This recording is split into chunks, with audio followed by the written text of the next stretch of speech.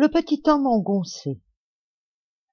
Il y a, allant-venant, à certains coins que je connais d'une rue près de la gare, un petit homme qui a l'air d'être au dimanche, quelques jours de la semaine qu'on le rencontre. Son visage ne dit pas grand-chose et il ne le montre au surplus quasi pas.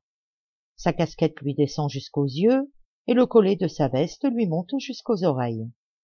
Un costume de velours à côtes, d'une couleur verdâtre et d'une coupe vigoureusement rabotée, le recouvre d'une écorce rugueuse à large plis.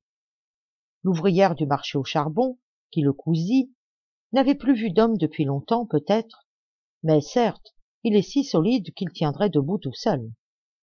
Les coins d'un foulard noué à son cou et d'un bleu éblouissant flottent derrière lui, tels des pans de ciel entre les nuages.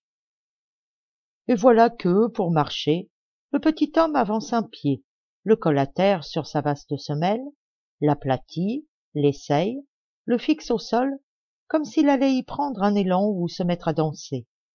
Et alors, mais seulement quand il est certain que la terre ne cède pas, s'appuyant dessus, il lance l'autre pied en avant, en sorte qu'il fait, somme toute, peu de pas, mais qu'il les marche bien en détail, et que c'est tout plaisir.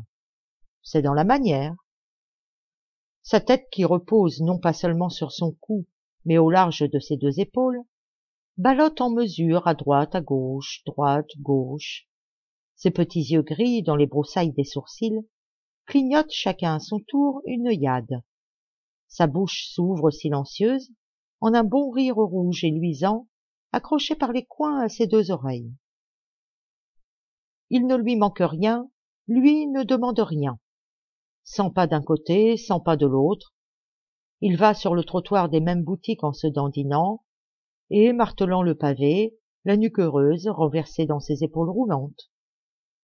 Mais dans son ample veste, ce sont ses mains qui sont le plus à l'aise, enfoncées jusqu'au coude en ses poches. Et parfois il a l'air d'un homme enfoui sous les couettes de plumes de son lit, à écouter dehors pleurer la bise qui ne peut l'atteindre. Comme un manchot aussi, abrité dans un tonneau défoncé, le petit homme empoté flotte dans la foule passante.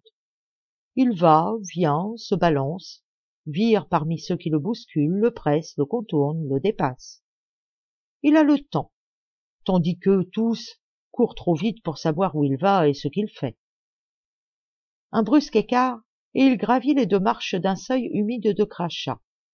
Plus vivement que jamais, ses yeux clignotent des œillades. Ses épaules sont plus hautes par-dessus ses oreilles, ses mains plus loin dans ses goussets.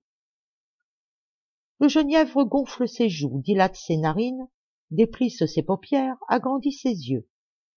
Une petite langue, qu'on n'aurait jamais cru pouvoir sortir si fraîche et rose d'un rustique costume de velours vert, va cueillir les gouttelettes qui pendent en rosée au poil de sa moustache.